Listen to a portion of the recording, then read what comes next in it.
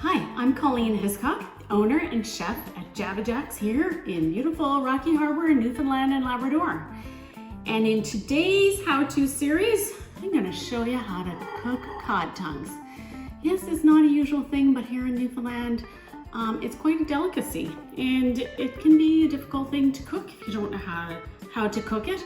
It is fabulous when you taste it, and we're going to drape it with a little garlic aioli, and you'll see that in the other how-to session.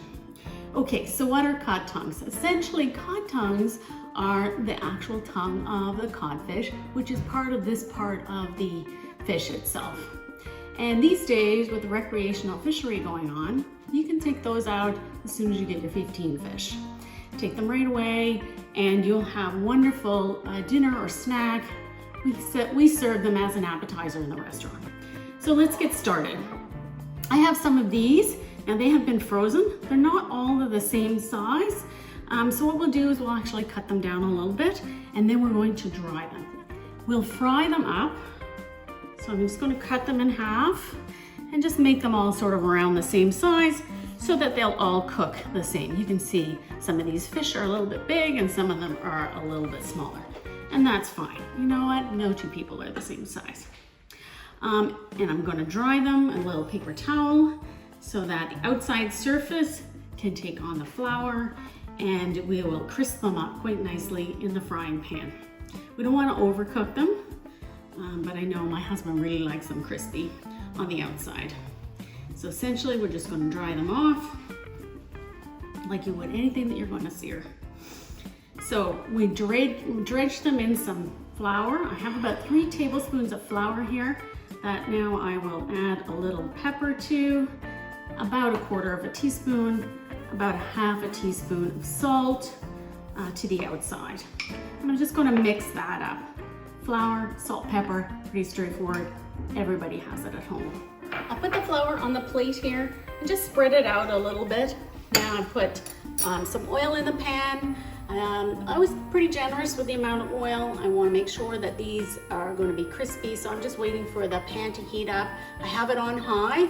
I want it to really get quite nice and hot. Okay, so it looks like my pan is heated up nicely, and I can tell just because of the way that the oil is moving in the pan, even if I was to put a little bit of water in there, it will spit. But I can tell by just the change in the way that the oil is moving.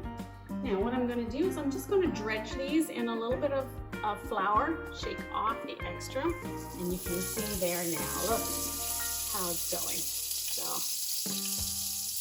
nice and crispy, and with that I'm going to turn the pan down just slightly. My oil doesn't burn on me, and the flour doesn't burn. Now we're going to watch them, we're not going to touch them. My mantra. Look at, you can watch them, but just don't touch them.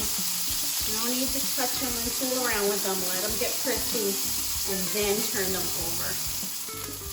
Okay, I think we're ready to turn those over. Oh yeah, they look great. Look how crispy and lovely they look.